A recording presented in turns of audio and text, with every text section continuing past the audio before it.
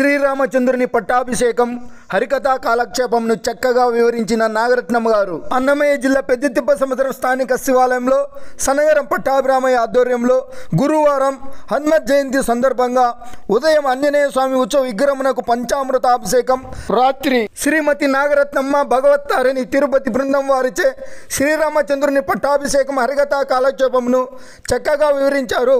భక్తులు పెద్ద సంఖ్యలో పాల్గొని భక్తి శ్రద్ధలతో కథను విని ఆనందించారు. మహామంగళార్తి అనంతరం తీర్థ ప్రసాదాలు అందుకొని అన్నదాన కార్యక్రమంలో పాల్గొన్నారు. సనగరం పట్టాభిరామయ్య ఆధ్వర్యంలో నాగరత్నమ్మ గారికి, హార్మోనిస్ట్ హనుమంతు గారికి, తప్లిచ్ శంకరెడ్డి గారికి పూలమాలలు వేసి సన్మానించారు. పీటీఎం గ్రామస్తులకి ఇక్కడికి విచ్చేసినటువంటి భక్తాదులందరికీ కూడా మరొకసారి నా యొక్క హృదయపూర్వక ధన్యవాదాలు తెలియజేసుకుంటూ మరి కథలోకి వెళ్తున్నాం.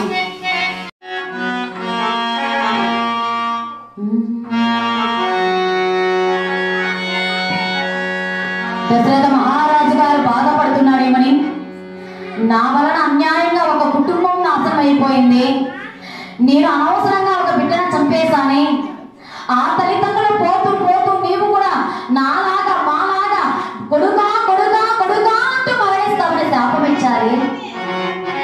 60,000 సంవత్సరాలు నాకు జరిగిపోయింది. నా భార్య ముగ్గురు కూడా ముసలవాళ్ళు అయిపోయారే, జవశక్తులన్నీ కూడా నశించిపోయాయి. మాకు బిడ్డ పుడితేనే కదా కొడుకా కొడుకా అంటూ నేను ప్రాణాలు వదిలిపెట్టేస్తాను. అసలు మాకు బిడ్డలే లేరే, ఇక నేను ఎలా కొడుకా కొడుకా పుత్రా పుత్రాగా అంటూ నేను ప్రాణాలు వదిలిపెట్టేస్తాను. ఇది ఎలా సాధ్యం, ఇది ఎలా సాధ్యం, ఇది ఎలా సాధ్యం అని ఆలోచనలో పడ్డాడు దశరథ మహారాజు గారు. అదే సమయాన ఆయన కుల గురువు అయినటువంటి వశిష్ఠ మునీంద్రుల వారు చక్కగా రామనామ గానాన్ని చేస్తూ బయలుదేరి వస్తున్నాడు. ఈ విధంగా శ్రీరామ మంత్రము శ్రీరామ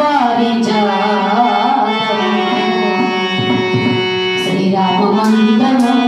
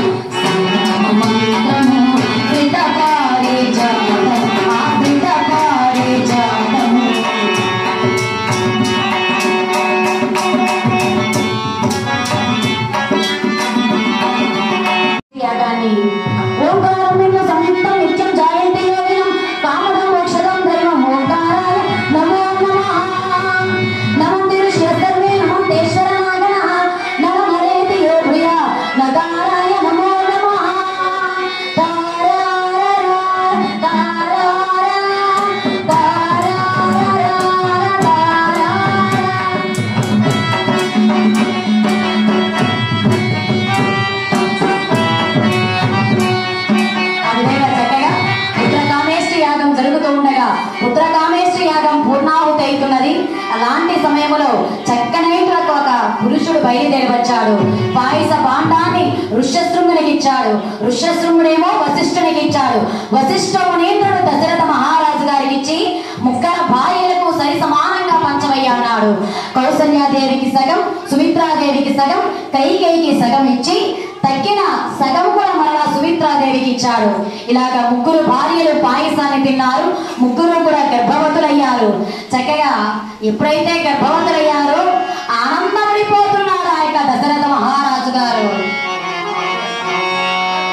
ఇన్ని రోజులకి నాకు అదృష్టం కలుగుతుంది కదా, నాకు బిడ్డల పుడుతున్నాడు కదా, ఆనందముతో పొంగినందున నవమి రోజున కౌసల్యాదేవికి చక్కనైనటువంటి మగబిడ్డ జన్మించాడు. సుమిత్రాదేవికి ఇద్దరు, కైకేయికి ఒక మగబిడ్డ జన్మించారు. అలాంటి కౌసల్యాదేవికి పుట్టినటువంటి ఆ బిడ్డకి శ్రీరామచంద్రుడు అనేటువంటి నామకరణం, శ్రీరామ అనేటువంటి నామకరణం చేశారు.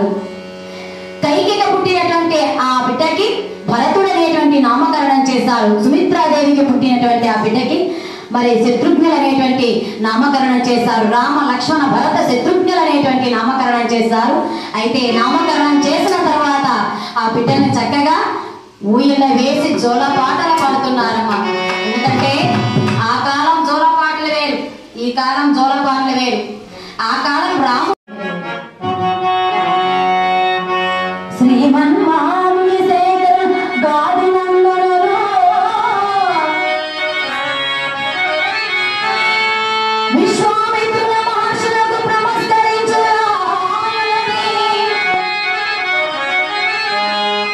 అరవైల సంవత్సరములు ఈశ్వరాగ్రమముతో కంటిని నలుగురు కొడుకులు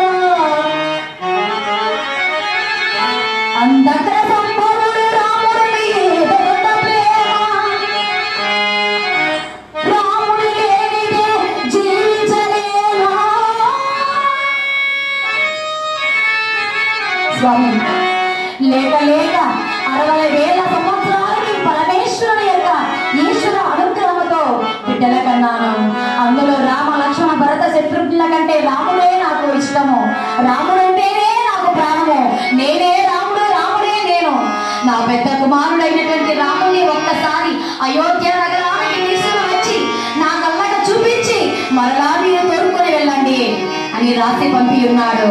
అప్పుడు విశ్వామిత్రుల వారు అన్నారట, నాయన దశరథ మహారాజా, నీ కుమారుడు, నీ పెద్ద కుమారుడు అయినటువంటి రామచంద్రుడు నీ ఇంటికి మరి చక్కగా కళ్యాణ కారకుడై మరి పెళ్లి కొడుకై వస్తాడయ్యా నీ ఇంటికి అని చక్కగా తెలియచేశాడు. మరలా రిటర్న్ ఆ యొక్క ఉత్తరం రాశాడు ఆయన. ఇలా ఉండగా రామ లక్ష్మణులు ఆ విశ్వామిత్రుల వారితో చక్కగా మిథిలా రాజ్యానికి సీతాదేవి యొక్క స్వయంవరానికి బయలుదేరుతున్నారు. బయలుదేరుతుండగా ఒక చక్కనైనటువంటి సుందర భరితమైనటువంటి ఒక ఉద్యానవనంలో రామ రామ రామ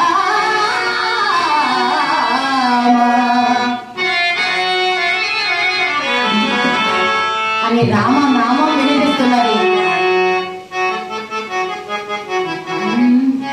ఇలాంటి శుభ సమయాన రామచంద్రుని యొక్క భక్తుడు, సేవకుడు, భక్తుడు ఆయన కాబట్టి రామ రామ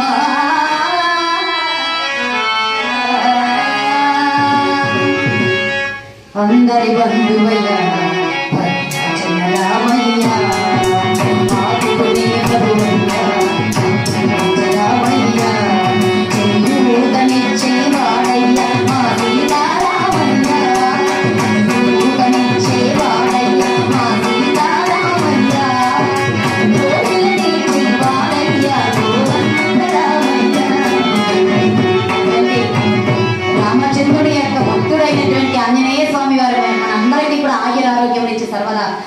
కాపాడవలసిందిగా కోరుచు రామనామం చేస్తున్నది. గురువర్య ఏమిటి నా నామం వినిపిస్తుందని కానీ ఆ రాతి పైన నీ పాదాన్ని మోపవయ్యా అన్నాడు.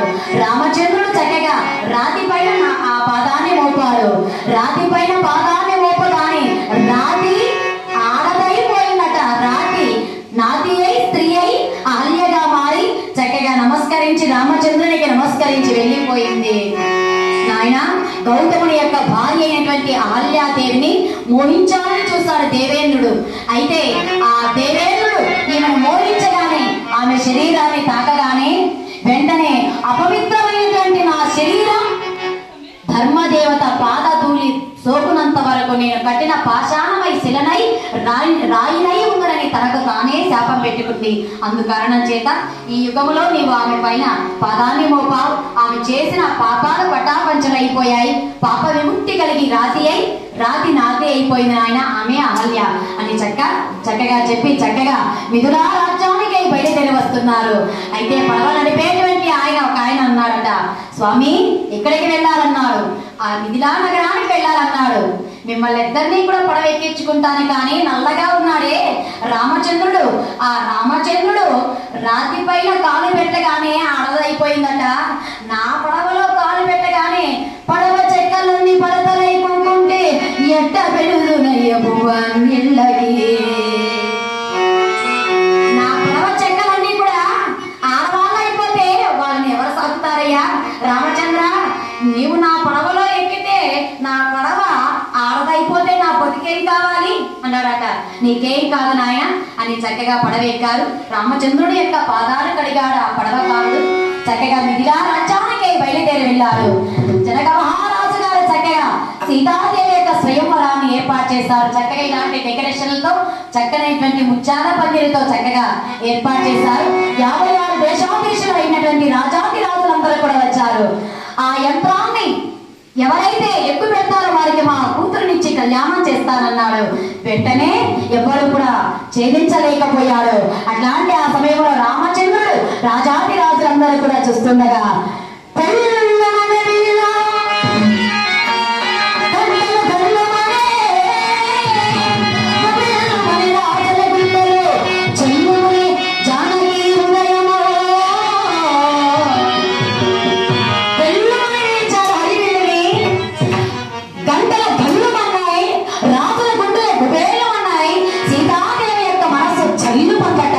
వెంటనే సీతాదేవి చక్కగా బయలుదేరి వచ్చి రామచంద్రుడి మెడలో పూలమాల వేసింది.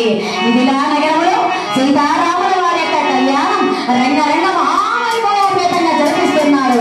మిథిలా వాసి అయినటువంటి జనక మహారాజు గారు కళ్యాణము చూడముగా రండి, శ్రీ సీతారాముల కళ్యాణం చూడముగా రండి, శ్రీ కళ్యాణపు ఒట్టును పెట్టి మణిమాలికను చూడగట్టి, శ్రీ కళ్యాణపు ఒట్టును పెట్టి మణిమాలిక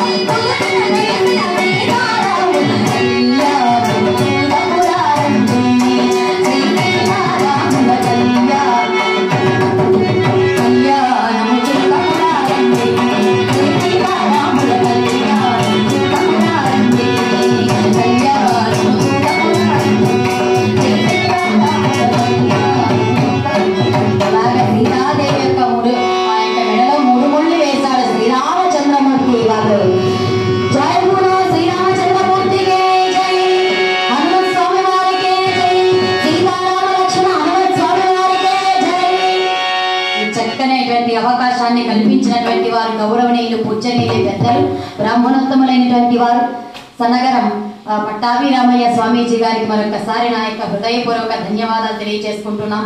అద్భుతమైనటువంటి వాయిద్యాలు, తీయనైనటువంటి వాయిద్యాలు, ఇలాంటి వాయిద్యాలు ఉంటే ఇంకా ఇంకా ఇంకా ఇంకా పాడాలనిపిస్తుంది. కానీ మాకు ఇక్కడ సమయం లేదు. 8:45కు మాత్రమే ముగించేయమన్నారు స్వామి గారి. తర్వాత కార్యక్రమాలు ఉన్నాయి కాబట్టి ఇంత అవకాశాలు ఇచ్చినటువంటి మీ అందరికీ కూడా నా యొక్క హృదయపూర్వక ధన్యవాదాలు తెలియజేసుకుంటూ మా కథ యందు ఇన్ని తప్పులు ఉన్నా కూడా క్షమిస్తారని కోరుతూ షార్ట్లో తీసుకెళ్ళిపోయాం కథనంతా కూడా షార్ట్ కట్లో. కాబట్టి ఆంజనేయ స్వామి వారు కృప మనందరికీ కూడా ఉండాలని తెలియజేసుకుంటూ రఘుకుల